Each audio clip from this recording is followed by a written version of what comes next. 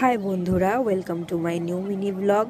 অনেক দিন পর গত বুধবার আমি আর আমার বর একটু ঘুরতে বেরিয়েছিলাম। যেহেতু আমাদের গন্তব্য ছিল mother wax museum and eco park, তাই আমরা প্রথমে ট্রেনে করে বারাসাত যাই আর তারপরে সেখানে নেমে সবার প্রথমে গরম গরম লুচি আর তরকারি দিয়ে সকালের ব্রেকফাস্টটা সারি। তারপর আমরা বারাসাত থেকে বাসে করে ইকো পার্ক যাবো বলে বসি, বাট বাস ছাড়ছিল না, তাই খুব বোর হচ্ছিলাম। অবশেষে বাসটা ছাড়লো, খুব মজা হচ্ছিল কারণ অনেক দিন পর কোথাও ঘুরতে বেরিয়েছিলাম। তো ফাইনালি আমরা পৌঁছে গিয়েছিলাম মাদার ওয়াক্স মিউজিয়াম।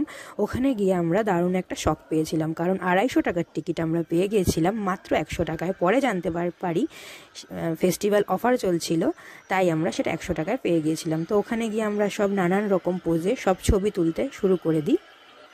দেখো, ওখানে একটা ভূতের ঘরের জায়গা ছিল, সব হলিউড কালেকশনের ভূত ছিল। দ্য এক্সোরসিস্ট মুভি, অ্যানাবেল, সব